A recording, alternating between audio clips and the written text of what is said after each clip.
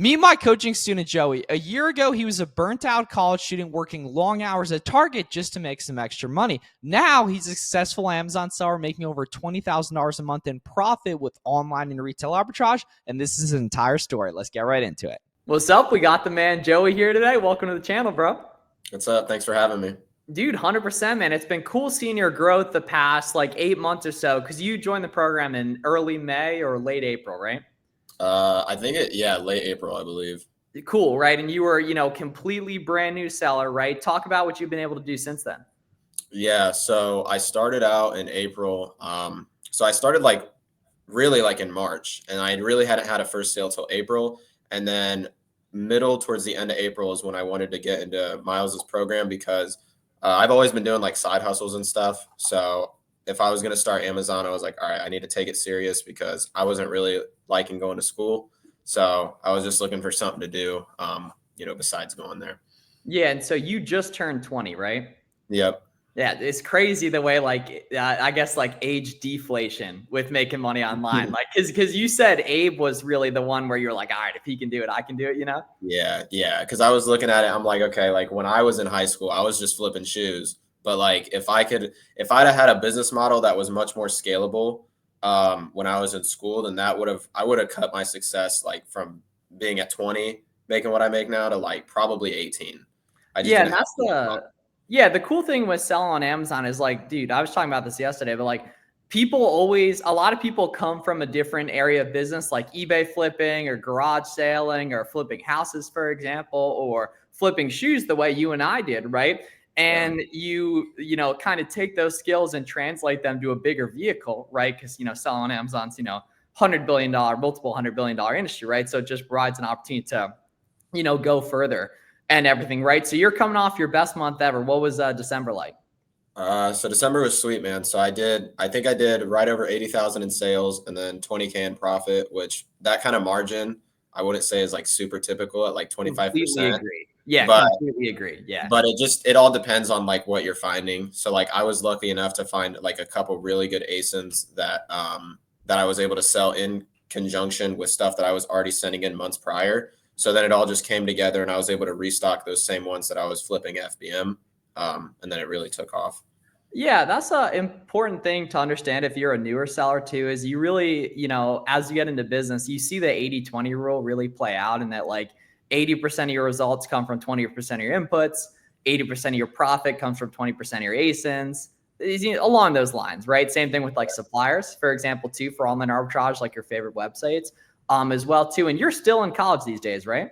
So I actually dropped out. So I dropped out in August. Dude, I literally dropped out and I was making $2,000 a month. I was just I have so much confidence that something's going to work here. I just knew it was if I wanted to make it work, I needed to have more time. So sure. And it's obviously that's not necessary. There's a ton of people selling, that are, twice our age, right? That are, selling successfully part-time. But, the cool thing is in your case, right? College is always going to be there if you want it, right? It's cheaper. I mean, it may be even free, for example, and everything. So it's always going to be there if you need it, right? But how does it feel to kind of, see yourself really break out the past couple months? Because when was your first 10K profit month? So my first 10K profit month was actually in December. But before that, I was doing consistent 6K a month for 3 months. So I was already kind of building up a lot of what it takes to just get from even 5 to 10K. Because a lot of the stuff you do, I feel when you go from 0 to 3K, then you're just doing more of how to get from 3 to 7 and then 7 to 10 and then 10 to 20. You just kind of do more. You go deeper on some stuff that worked better. You lock in better relationships with suppliers, and you kind of just keep looping the same stuff while adding simultaneously more things into your store. Yeah, I'd say more and better, right? But when you're a newer seller, you have to learn everything the first time. Yeah. You got to learn how to make a shipment, got to learn how to list products, got to learn how to read seller amp data, right? And that takes time naturally, right? And that's, completely normal, right? And you can't expect this stuff to work. At this point, you've been at it almost a year and you probably still feel like you know nothing. You know what I mean?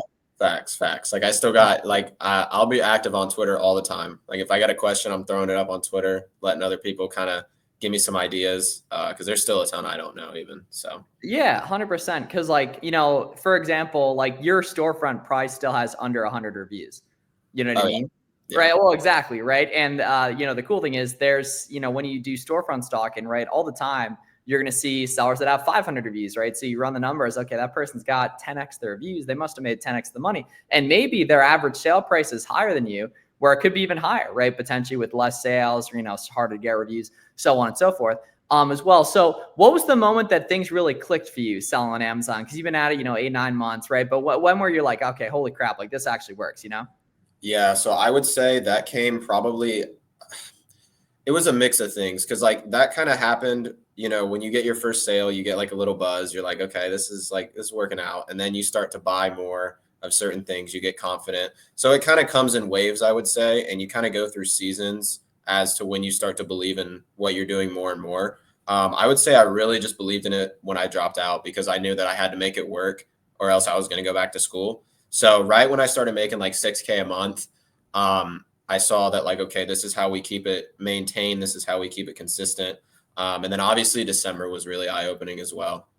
Sure. Yeah. And that's only your first December too, right? Let alone like future ones, as you build more leverage, maybe mix in some wholesale or some private label, for example, too. And then you were working at Target when you got started, right?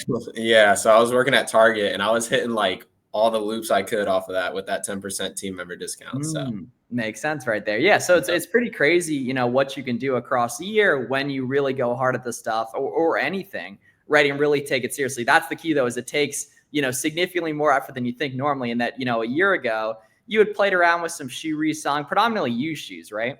Oh yeah, dude. I was doing like used shoes for probably 2 to 3 years. Yeah, Like, same. I did a bunch of stuff like that too, right? And then you find a better vehicle and you go from, working at Target, being in college. No one really likes college, right? It is a necessary thing for a lot of things though, yeah, right? yeah. Having now had a month where you made multiple 5 figures in profit as a beginner, right? Still someone who's new to this, right? Oh, yeah. And then, you know what I mean? That shows that if you continue to take the right actions, you'll continue to see improvement. It'd be unreasonable for you not to go ahead and do that too. So on the product research side of things, right? What are you actually doing to locate these winning products that make sense profit-wise, so on and so forth? Because that's really the number one struggle for beginners.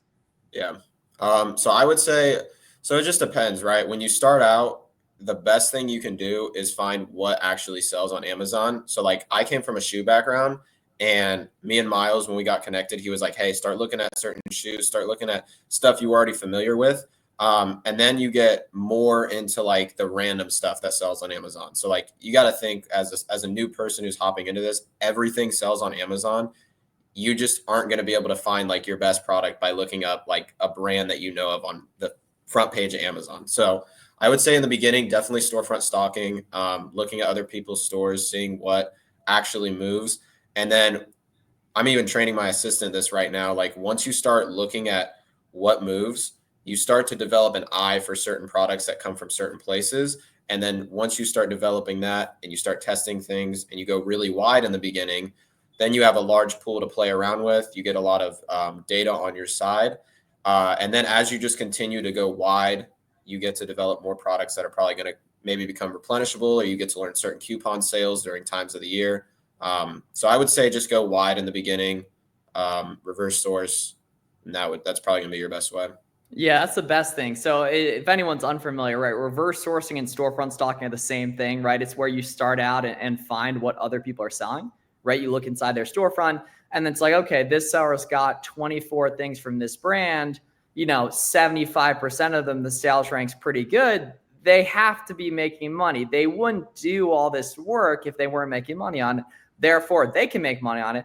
I can go ahead and make money on it. And then it becomes, okay, let me Google this. Let me see, where it's carried, right? What retailers carry it. And then it's like, okay, let me go ahead and, make this stuff profitable. For example, quick interruption from the video with Joey, guys. If you want the same personalized one-on-one help Joey got, now's a great time to apply for my coach program. I'll leave a link down below in the description. You go ahead and put in your information and apply and see a bunch of the people we've helped. You'll get full one-on-one access to me, all my coupons, tips, tricks, and strategies. You'll have my personal phone number. We have 3 group coaching calls a week, as well as we'll get together live one-on-one on Zoom and source some products together. So now's a great time to apply for my coach program. Check that out. Link in the description. And you mentioned you have a virtual assistant now as well. Break down how that's been going. Yeah, so I'll be honest, it's been tough. She's good at the back end side of things, so like all the admin work that I have her do. But sourcing is really a skill, man. Like if you're looking to get a VA, understand it's not going to be like this magical thing that makes your business like 2x overnight. They're people too. So, you know, the same way you learned and how it took you months to get really good at what you do is the same way your assistant's going to learn. So it all comes down to how you train them. But it's been going all right. I'd say, like I said, admin stuff, she's pretty good. She nails it pretty well. But we're just now starting to get her really accustomed to sourcing and kind of passing down the torch from what I know down to her.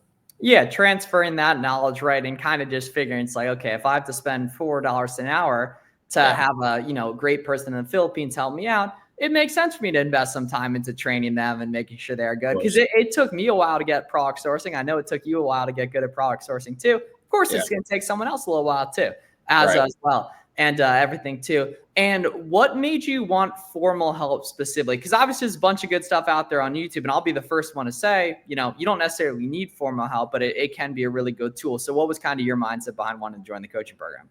Yeah, so mine was mainly my situation. Like, I didn't like college. I didn't like working Target was fun when I was working with the boys, but like once they went to school, it was just like, dude, this sucks. So it was my situation. I mean, I always wanted to make like internet money or whatever. So I was like, okay, I had a friend who was doing Amazon, and then I had a guy from the sneaker background who was doing Amazon.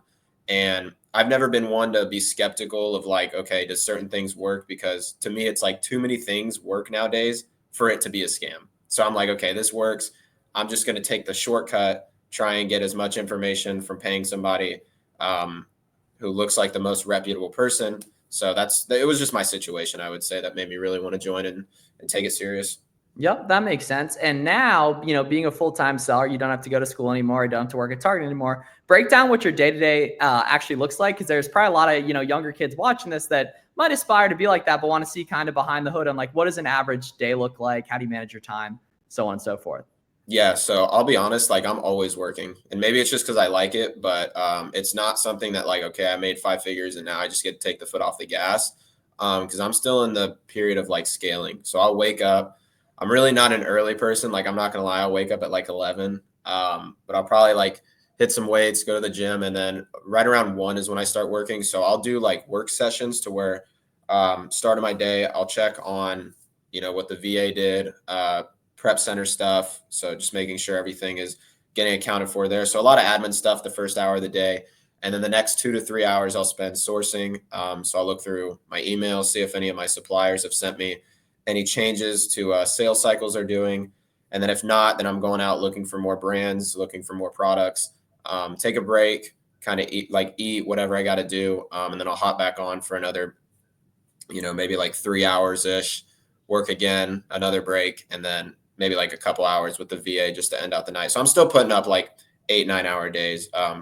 Just because that's what it takes, though. Yeah, and if you like it too, it's easier to do as well. Yeah. And one of the main drivers of success for people on Amazon, in my opinion, is enjoying it, right? But what types of things do we enjoy in life? Things you do with people you like, right? And that's the biggest missing part of the equation, in my opinion, for a lot of newer sellers is they just don't have other Amazon sellers they work with. And I know you've done a great job of that. So break down like the networking and finding the boys and what that dynamic's like.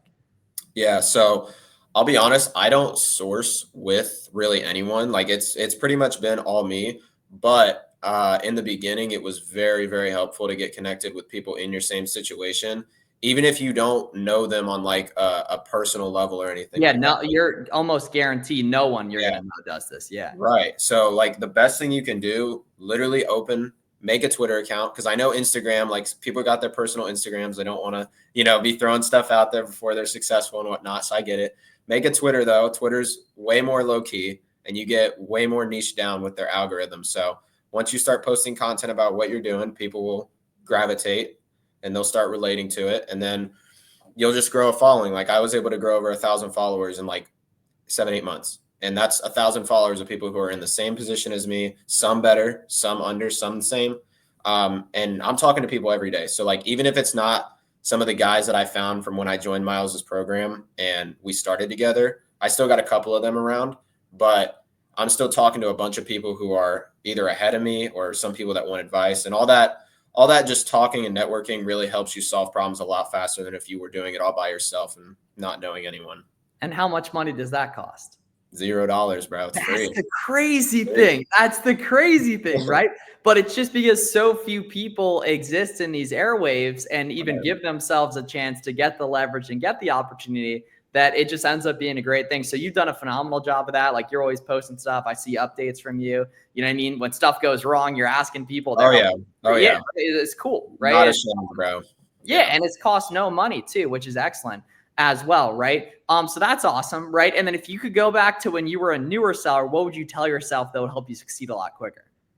Yeah, so I don't know, because I think my advice to newer sellers, maybe not to myself, kind of two things. Like, if you were in the same situation as me and like you knew that, okay, I'm going to go to school, but like I don't want to use this degree, I want to do something on my own, like take it serious, because it is real. Like, this is not just somebody trying to sell you something. Like, it is definitely real.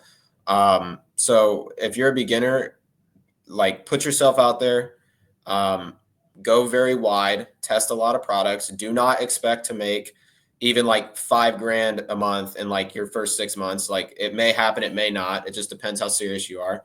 Also capital constraints, of course, but just learn the game, like fall in love with what you're really trying to build. And I think you got the best shot as long as you put yourself out there and you just enjoy what you do. Yeah, you just get in the mix, right? In that you're putting in your inputs as well as you're getting around and doing your best to find other guys or gals that are in a similar situation. You really put it a good way by saying like similar situation, whether it's like same interests, same background, same location or different location, right? You just got to do what you can do to find those other cool people. And it was the same exact way for me with, my guys do the Buy Box Bandits with on the podcast and everything, right? And you just consume a bunch of content, take a bunch of action, get around people on the same path, and nothing bad happens, right? Or it's really tough to get in a worse situation being around good people and doing good things every day, doing stuff that is productive and avoiding doing things that is not productive as well. And so for people who want to, follow your journey, see some of your occasional hot takes and such on the timeline, man, where can they follow you? Right here, actually, I added my Twitter and Instagram right there. So on Twitter and Instagram. Instagram, more like a personal page, but Twitter, you'll definitely get a lot of questions, a lot of sauce, a lot of just a bunch of random stuff about Amazon. Yeah, and you see your journey too. That's a powerful thing. Imagine how cool it's going to be in 3 years looking back on your post from today. Right? And that goes to you guys watch this too. Yeah. Sometimes I look back now and I'm like, dang, bro. Yeah, it's like you always are like 6 months ago, I was an idiot. You know what I mean? That's how I want to feel all the time. Right? So yeah, appreciate you coming on, bro. Super proud of you. Super proud of everything you got going on. And it's been a pleasure to work with you and everything, man. Of course. Thank you, Miles. Cool. Of course, yeah. We even played a little pickleball back in Ohio in July. Appreciate you guys watching. We'll see you guys next one. If you guys want formal help, check the link in the description as well. Go follow Joey on socials, and we'll see you guys in the next one. Peace.